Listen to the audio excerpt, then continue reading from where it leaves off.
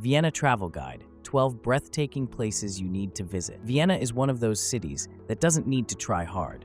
It simply is. Elegant and powerful, yet quiet and reflective. You don't visit Vienna just to check off places. You come here to feel time slow down, to wander in silence through golden halls, to hear music in the streets.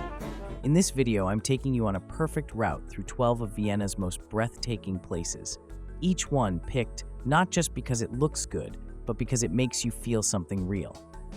I'll show you where to start, how to move between the spots, and what I do at each one, whether that's eating something delicious, taking in a view, or just stopping to breathe. Let's go.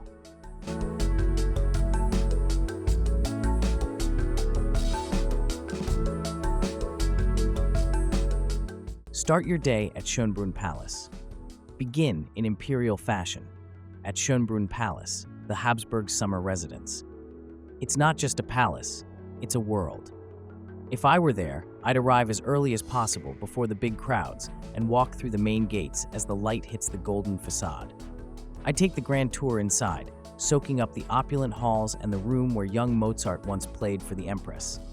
Then, I'd head straight to the back, walking up the hill to the Gloriette. Bring your camera. This view over Vienna, framed by fountains in perfect symmetry, is your first postcard shot of the day.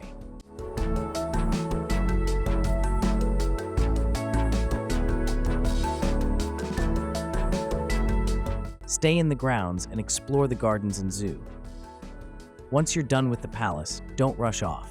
The Schönbrunn Gardens are peaceful and huge, with hidden fountains, quiet paths, and shady corners. I'd stroll through the maze, then head over to the Tiergarten, the oldest zoo in the world. You'll see pandas, elephants, and beautiful glass pavilions from the 18th century. If I were there, I'd pause near the orangutans and just enjoy a quiet moment with nature. Maybe grab a snack from one of the kiosks and sit in the shade with a cool drink.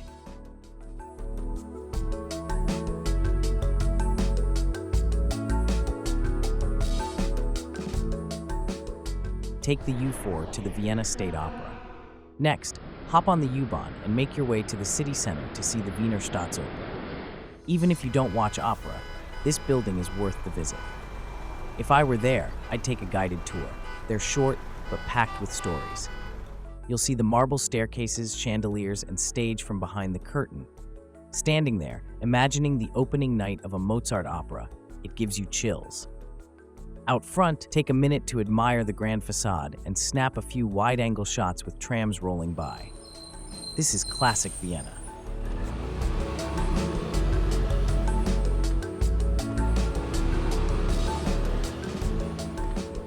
Cross over to the Albertina Museum. Just behind the Opera House sits the Albertina, one of Vienna's top museums for fine art. If I were visiting, I'd start with the permanent collection, Klimt, Monet, Picasso, then spend some time in the staterooms upstairs. They're just as grand as the artwork. The museum's terrace is also a great place to catch your breath, with a view over the city rooftops and a clear line of sight to the opera below. For a quiet moment, I'd sit on one of the benches outside the museum and do nothing but people watch.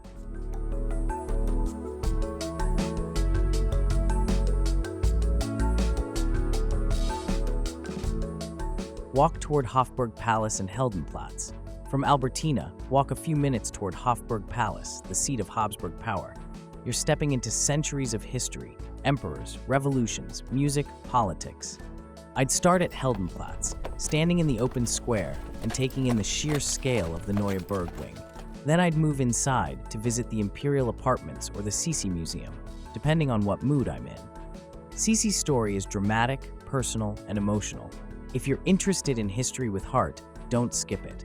I'd also peek into the Spanish riding school and maybe watch the Lipizaners in training. This is Vienna's imperial core, and you'll feel it.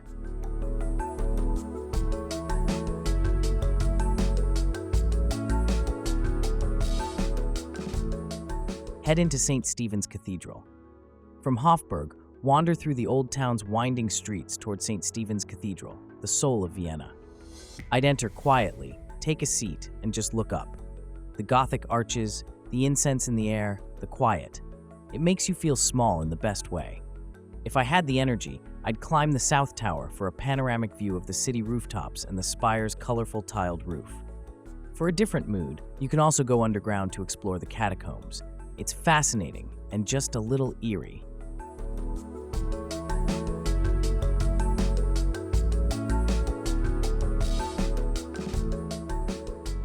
Pause at the Volksgarten. After the cathedral, give yourself a break in the Volksgarten, right next to the Parliament. This park is full of blooming roses, quiet benches, and peaceful energy. If I were there, I'd sit down with a bottle of water or iced tea, take off my shoes, and let the sounds of the city fade into birdsong. It's a perfect reset point. And if you're into photos, the Theseus Temple and the symmetrical rows of flowers are gorgeous in golden hour light.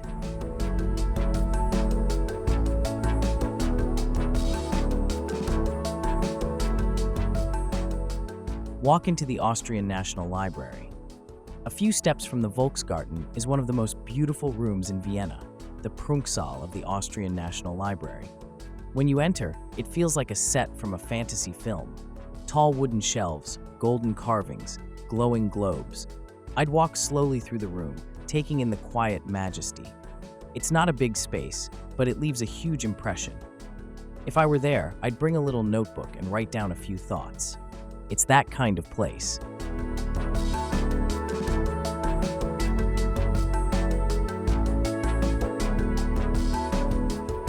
Ride the tram to Belvedere Palace.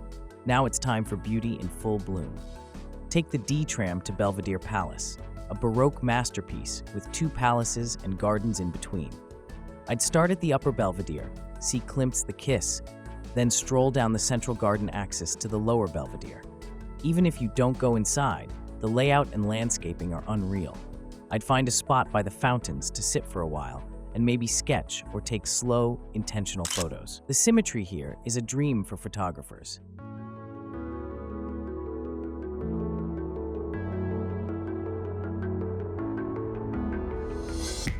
Head out to the Prater and giant Ferris wheel.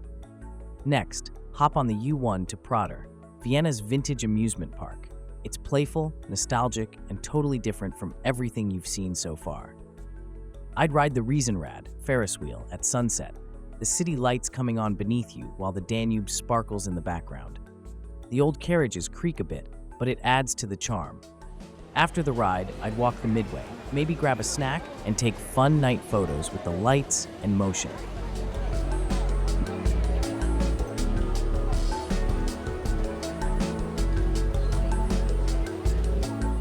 Finish your day with the view from Kahlenberg.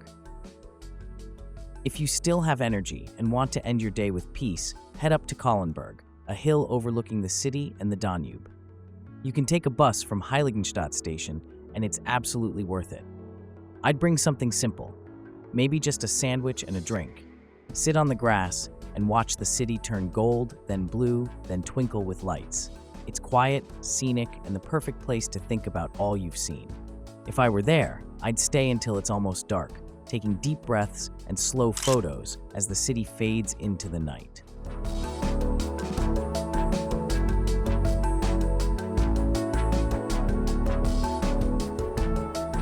Public transport tips: how to get around Vienna. Vienna's public transportation is one of the easiest and most reliable in Europe. You've got U-Bahn trains, trams, buses, and the S-Bahn, and one ticket covers all of them.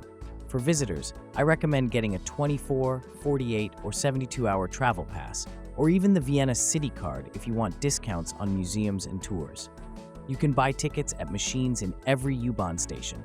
Just validate them before you hop on. Everything runs on time, everything is clean, and connections are super simple. Download the Wien mobile app to plan your routes. It works great offline too. Best of all, Vienna is super walkable. So mix it up. Train, tram, walking, and let the city unfold naturally around you. Thanks for exploring Vienna with me. Not just the places, but the feeling of the city. It's elegant without being arrogant, artistic without being stiff, and rich in history without ever feeling stuck in the past.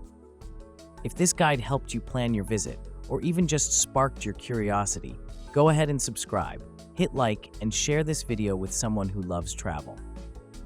And tell me in the comments, which of these places are you most excited to see? Or, what's your favorite Vienna memory?